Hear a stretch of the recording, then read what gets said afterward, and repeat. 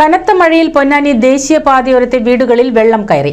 2 ദിവസങ്ങളായി പെയ്യുന്ന മഴയിലാണ് കുടുംബങ്ങൾ ദുരിതത്തിലായത്. പാലപ്പെട്ടി സ്വാമിപ്പടിയിലെ കറുത്തേടത്ത് ഗോവിന്ദൻ, ജനാർദ്ദനൻ, തൈക്കൂട്ട് മണികണ്ഠൻ എന്നിവരുടെ വീട്ടിലേക്കാണ് വെള്ളം കയറിയത്. കറുത്തേടത്ത് ഗോവിന്ദന്റെ വീട്ടിലെ അടുക്കളയിലും വെള്ളം കയറി. പെരുമ്പടപ്പ് പഞ്ചായത്തിലെ 13-ാം വാർഡിലാണ് വീട് സ്ഥിതി ചെയ്യുന്ന. ദേശീയപാത വികസനത്തിന്റെ ഭാഗമായി പ്രദേശത്ത് കാന നിർമ്മിക്കാത്തത് പ്രശ്നമായത്.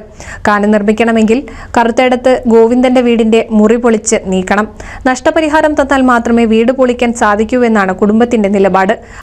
വീട് നാഷണൽ അതോറിറ്റിക്ക് വേണ്ടി എടുത്ത് അവര് ഇതുവരെ അതിനെപ്പറ്റി ഒരു തീരുമാനത്തിൽ എത്തിയിട്ടില്ല. പൈസയും തന്നിട്ടില്ല. ഭൂമി കുറച്ച് എടുത്ത് അതിന് മാത്രം പൈസ തന്നിട്ടുള്ളൂ. ബാക്കി കാര്യങ്ങളൊന്നും നടന്നില്ല. ഇപ്പം മഴ പെയ്തപ്പോൾ മൊത്തം വെള്ളക്കെട്ടായി. ഇപ്പോൾ താമസയോഗ്യം അല്ലാതെ ആയിരിക്കുകയാണ്. അടുത്ത വീട്ടിലേക്കൊക്കെ വെള്ളം കയറിക്കൊണ്ടിരിക്കുകയാണ്. ഈ പൈസ കിട്ടാത്തത് കൊണ്ട് ഞങ്ങൾക്ക് ആ വീട് മറ്റ് മെയിൻ്റനൻസ് നടത്താനോ വീട് പൊളിച്ചെടുക്കാനോ ഒന്നിനും പറ്റണില്ല. അതുകൊണ്ട് ഈ അധികാരികൾ ഇതിന് വേണ്ട നടപടികൾ സ്വീകരിക്കണം. അടിയന്തരമായ നഷ്ടപരിഹാരം നൽകി പ്രശ്നം പരിഹരിക്കണമെന്നാണ് ആവശ്യം. ഇതൊക്കെ വെള്ളം കയറി മണ്ണ് കയറിയൊക്കെ നാശമായി. മാത്രമല്ല ആ വെള്ളത്തിന് ഒരുപാട് ദുർഗന്ധം ഉണ്ടായിരുന്നു. ആകെ ബുദ്ധിമുട്ടി. ഇന്നലെ 2 മണിക്കൂർ മഴ കൊണ്ടാണ് ഇങ്ങനെ ഒരു ഭീകരരൂപം ഇവിടെ ഉണ്ടായത്.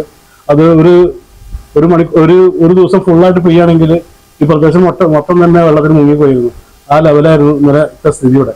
രാത്രി ഇന്നലെ ഒരു 8 മണിക്ക് തുടങ്ങിയ ചെറിയ മഴയായിരുന്നു. ചെറിയ മഴ സാധാരണ പെയ്യുമ്പോൾ ഇങ്ങനെ വെള്ളം ഉണ്ടാവാറില്ല. പക്ഷെ ഇന്നലെ അത് ഭീകരമായിരുന്നു.